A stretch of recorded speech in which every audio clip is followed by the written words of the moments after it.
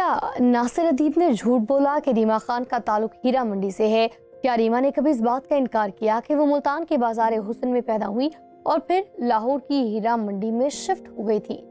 अगर ऐसा कुछ भी नहीं तो पूरी की पूरी शोबिज इंडस्ट्री आखिर क्यों हाथ धो के पीछे पड़ गई है नासिर अदीब के? ये सारा मामला आखिर क्या है? और सबसे बड़ा सवाल ये कि अगर नासिर अदीब ने रीमा का ताल्लुक हीरा मंडी से बताया तो उसी पॉडकास्ट में नीलू को भी बताया उसी बाजार का। ऐसे में सिर्फ रीमा के लिए आवाज क्यों बुलंद की जा रही है, नीली के लिए क्यों नहीं? ये सब और मजीद बहुत कुछ हम बताएंगे आपको इस वीडियो में, मगर उससे पहले हमारा फेसबुक पेज फॉलो और लाइक कर लें, जबकि यूट्यूब चैनल सब्सक्राइब करके घंटी बजा दें। तो दोस्तों, बात है सीधी और साफ। पाकिस्तान की फिल्म इंडस्ट्री में ज्यादातर फीमेल एक्ट्रेसेस आई ही हीरा मंडी से हैं।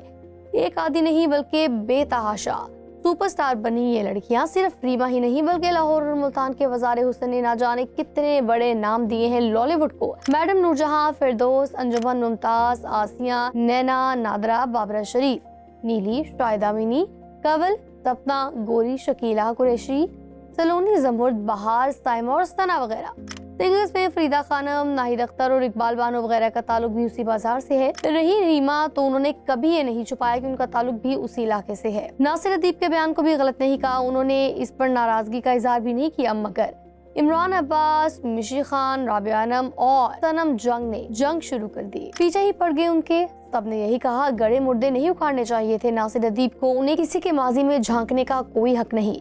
ये सब रीमा के लिए शर्मिंदगी का सबब बन सकता है। वो शादीशुदा हैं और इस बात से उनके लिए मसाइल पैदा हो सकते हैं। इमरान अब्बास ने शेमफुल कहा, नासिर अदीब के बयान को बोले उन्हें मजा आता है अदाकाराओं का माजी कुरेद कर उन्हें बेइज्जत करने और उनकी जिंदगी में जहर घोलने में। इन सब लोगों को शायद इस बात का इल्म नहीं कि रीमा सुपरस्टार हैं। उनकी जिंदगी पर डॉक्यूमेंट्रीज भी बनेंगी, किताबें भी लिखी जाएंगी और फिल्में भी बनेंगी।